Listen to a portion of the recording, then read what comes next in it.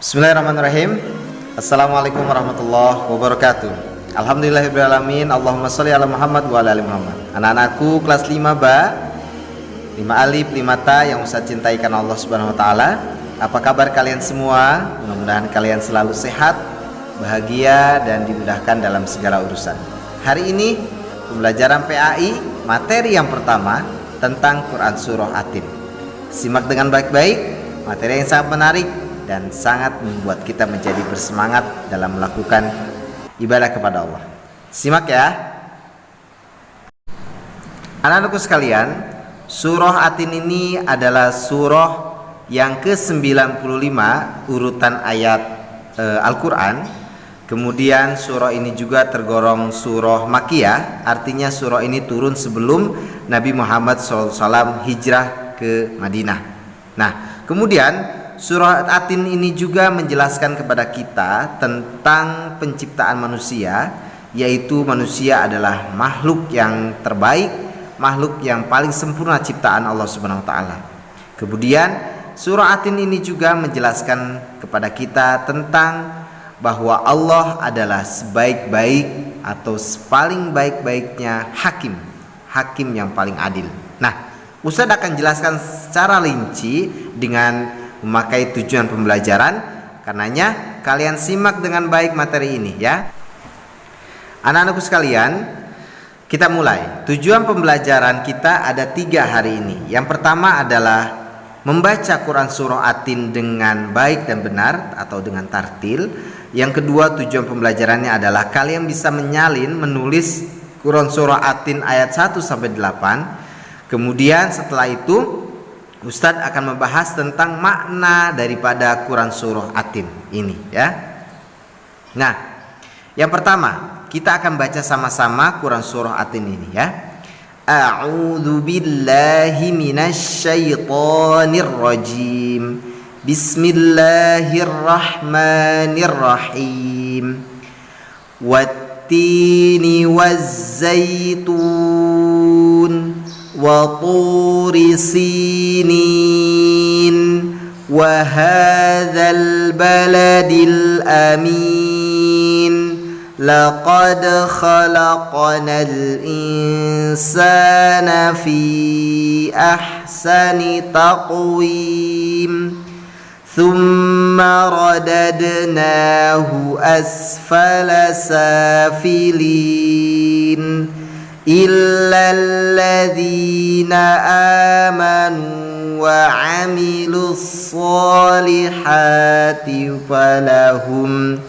فلهم أجر غير ممنون فما يكذبك بعد بالدين أليس الله بأحكمil hakimin.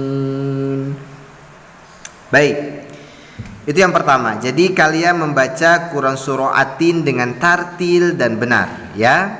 Oke, selanjutnya yang kedua adalah kalian bisa menulis surah Atin ini. Silakan kalian salin di rumah ya. Kemudian tidak usah dikirim fotonya ke Ustadz ya. Baik, anak-anakku sekalian, Ustadz akan masuk ke tentang bagaimana kita memahami arti daripada surah Atin ini. Yang pertama, wattini wazzaitun, demi buah tin dan buah zaitun ya. Wa turi sinin, dan demi gunung Sinai. Wa hadzal baladil amin, dan negeri Mekah yang aman. Laqad khalaqnal insana fi ahsani taqwim. Kemudian Allah, sungguh telah aku ciptakan manusia ini dengan sebaik-baiknya ciptaan. Tsumma radadnahu asfala safilin. Kemudian kami kembalikan dia ke tempat yang serendah-rendahnya. Illalladzina amanu wa amilus solihati falahum ajrun ghairu mamnun. kecuali orang-orang yang beriman kepada Allah wa amilus shalihat, dia mengerjakan soleh, falahum ajrun ghairu mamnun, maka pahala yang tidak pernah terputus. Fama yukadzibuka ba'du biddin, maka apa yang menyebabkan mereka mendustakan tentang hari pembalasan itu? Alaihissallahu bi ahkamil hakimin, bukankah Allah hakim yang paling adil? Nah, anak-anakku sekalian, di dalam surah Atin ini juga dijelaskan tentang hukum tajwidnya. Ada alif lam syamsiyah, ada ikhfa, ada izhar halqi, ada alif lam qamariyah. Baik, anak-anakku sekalian, silakan kalian dibuka bukunya halaman 8 buku PAI. Di halaman 8 ini kita menjelaskan tentang makna daripada surah Atin ini. Ayat yang pertama, kenapa Allah Subhanahu wa taala bersumpah kepada dua buah ini? Buah tin dan buah zaitun. Ternyata kita bisa mengetahui bahwa buah tin dan buah zaitun itu memiliki kandungan yang sangat luar biasa untuk kesehatan kita. Yang kedua, ternyata buah tin ini juga adalah berada di daerah Damaskus, yang dimana itu Nabi Nuh alaihi salam dilahirkan. Jadi Damaskus itu salah satu negara tempat lahirnya Nabi Nuh alaihi salam, dan ternyata di sana itu banyak sekali pohon tin. Masya Allah ya. Jadi dikaitkan antara Nabi yang mulia Nabi Nuh alaihi salam kemudian dikaitkan dengan buah tin ini. Ternyata ada satu pohon di negara Damaskus yang dimana di situ turunnya atau dilahirkannya Nabi Nuh alaihi salam. Masya Allah tabarakallah. Kemudian yang kedua, Waturi Sinin, yaitu demi Gunung Sinai. Nah, apa Allah Subhanahu wa taala bersumpah kepada Gunung Sinai ini?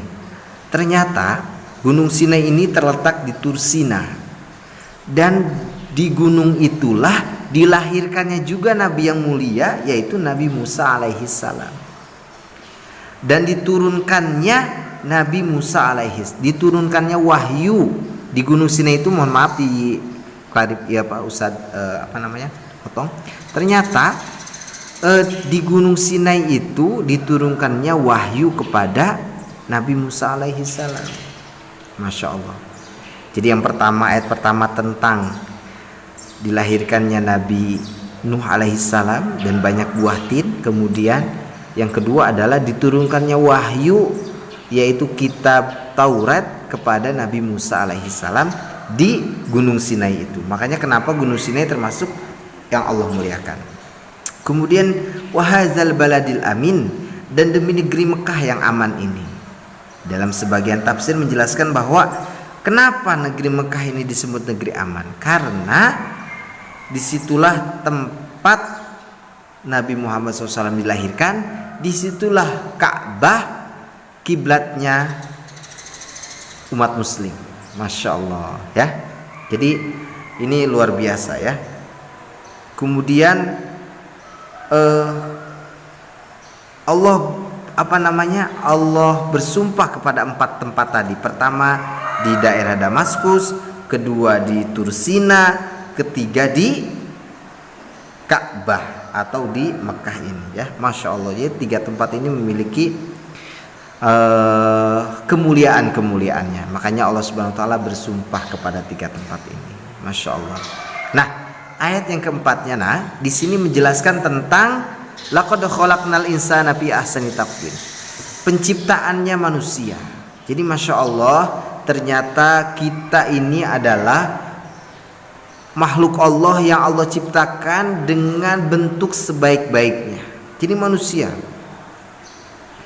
ya, bentuknya lurus, rambutnya ada, kemudian telinganya tercipta dengan baik, kemudian diisi dengan akal pikiran kita, kemudian kita dikasih hawa nafsu atau syahwat, Bahkan kita pun oleh Allah Subhanahu wa taala diciptakan dengan sebaik-baiknya. Artinya ayat yang keempat ini adalah bahwa manusia adalah termasuk ciptaan Allah yang Allah pilih dengan sebaik-baiknya.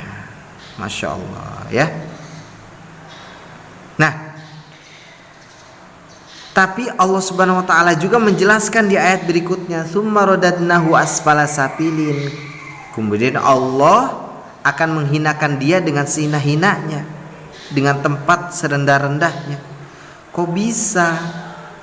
Ya, ternyata kalau kita melakukan keburukan-keburukan, kata Allah, maka kemaksiatan-kemaksiatan, melakukan segala kemaksiatan yang dilarang oleh Allah Subhanahu wa taala, ternyata Allah akan rendahkan kita dengan serendah-rendahnya, asfala safilin ya. Jadi Allah ciptakan kita dengan sebaik-baiknya ciptaan, tetapi kalau kita melanggar perintah Allah, syariat Allah, maka kata Allah kita akan direndah dengan serendah-rendahnya. Bayangkan ya, kalau kita melakukan kemaksiatan, berbohong, berdusta, tidak mengerjakan sesuatu yang baik ya. Makanya Ustaz memberikan pemahaman kepada kalian ya di sini bahwa kita diciptakan dengan sebaik-baiknya, maka kita manfaatkan ciptaan Allah ya. Dan terakhir, bagaimana supaya kita tidak mendapatkan asfala safilin tadi, supaya kita tidak direndahkan oleh Allah? Caranya adalah, kata Allah, ada pengecualiannya ayat 6-nya, illa, kecuali orang yang beriman kepada Allah, beriman kepada hal yang gaib, beriman kepada malaikat, beriman kepada Rasul, beriman kepada hari kiamat, beriman kepada qada dan qadar, beriman kepada tidak nampak di mata kita ya. Neraka, surga itu belum nampak, tapi itu ada, kita harus yakin. Kemudian wa amilus solihat, kita mengerjakan amal soleh, sholat, sedekah, mengerjakan tugas, itu amal soleh ya. Kemudian kita melakukan kebaikan apapun, membantu orang tua dan lain sebagainya, itu amal soleh ya. Falahum ajrun ghairu mamnun, dan pahalanya tidak akan pernah terputus. Dan ayat terakhir 7 dan 8, fama yukadzibuka ba'du biddin, maka apa yang menyebabkan mereka mendustakan tentang hari pembalasan? Ada juga orang-orang yang mendustakan tentang hari pembalasan, tidak percaya akan harinya akhirat. Itu orang-orang ateis, orang-orang komunis yang tidak percaya akan ada akhirat ya. Kalau sudah mati ya meninggal aja menurut mereka, tidak ada lagi kehidupan. Tapi agama kita mengajarkan kita akan harus percaya dengan adanya azab kubur, adanya siksa kubur, adanya raudhah min riyadil jannah, adanya surga, taman-taman surga, itu percaya ya. Dan terakhir, alaihissallahu biahkamil hakimin, Allah menegaskan bahwa hakim yang sebenar-benarnya adalah Allah Subhanahu wa taala. Baik anak-anakku sekalian, materi yang sangat luar biasa ya. Jadi materi ini tidak ada tugas, tapi kalian mengerjakan di Google Form yang nanti akan Ustadz kirim kepada kalian ya. Itu silakan diisi, itu sebagai evaluasi saja. Apakah kalian mendengarkan Ustadz atau tidak, apakah kalian memperhatikan Ustadz atau tidak.